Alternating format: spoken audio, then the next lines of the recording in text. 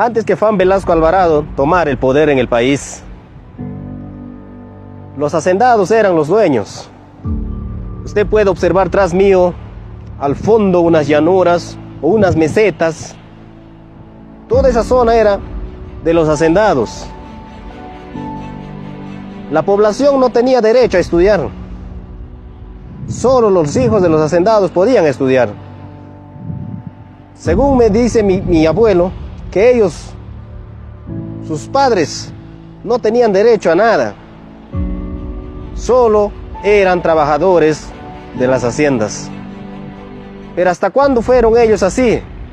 Hasta que entró Juan Velasco Alvarado con un golpe de estado que le devolvió sus terrenos a todos los pobladores de esta zona. Si hoy ves casas en esos mesetas al fondo, son casas propios de ellos. Pero antes no los pertenecía a ellos, pertenecía a los hacendados. Ellos eran dueños. Las personas nativas de aquí no eran dueños.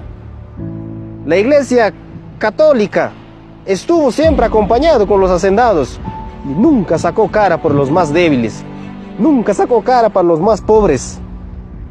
Y de ahí apareció la Iglesia Evangélica, enseñando la igualdad, diciendo que el gringo o el blanco, el negrito, todos son iguales.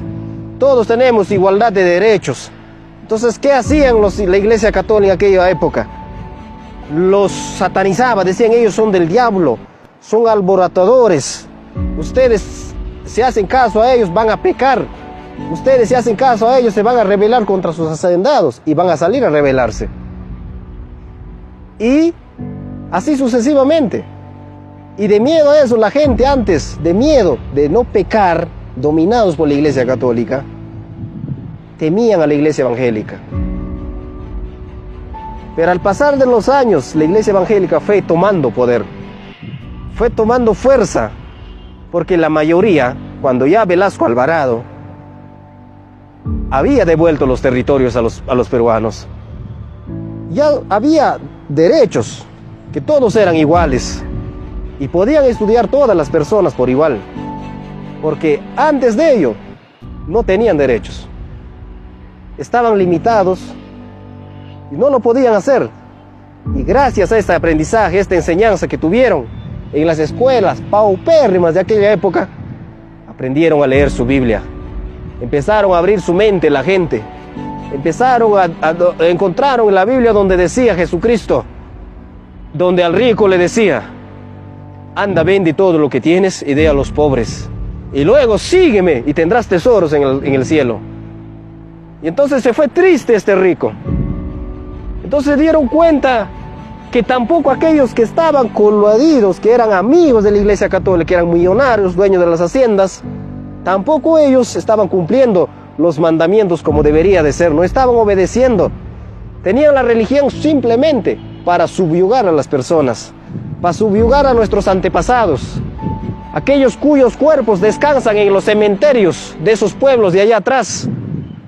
Aún recuerdo que en ese pueblo de atrás murieron 6 personas porque querían recuperar su terreno. Los hacendados mató a 6 pobladores y sus cuerpos están allá. Ahí están, su sangre, clamando por justicia. En aquel tiempo el que reclamaba sus derechos moría a balas y no había justicia. Hoy estamos en los mismos situaciones. Quizás los años han cambiado, los años han avanzado. Supuestamente hemos crecido en conocimiento, pero ellos también van 2, 3 pasos adelante de los que conocemos. Ellos también saben cómo subyugar hoy en día. Hoy tienen sus jueces, fiscales, que ellos mismos han preparado. Así derrocar presidentes que están a favor del pueblo y en contra de los intereses de aquellos que usurpan, de aquellos que quitan terrenos, de aquellos que no pagan régimen a sus trabajadores, que sacan obras con plata del Estado y esas sequías, esos canales de regadío solo benefician a sus empresas. Eso pasa en la costa. ¿Ves? Y de lado, ¿quién está? La iglesia evangélica y la iglesia católica. ¿Y eso no es lamentable? Eso es lamentable, señores. Y es triste ver en este tiempo donde ya ha avanzado el conocimiento, donde las personas supuestamente están yendo a la par de la ciencia. Es lamentable que esto esté sucediendo. Donde se boicotean las marchas de los hermanos pobres, donde se lo terruquea, donde se lo criminaliza. Y para esto se prestó la iglesia evangélica y la católica, pero alguien sí no se prestó para esto.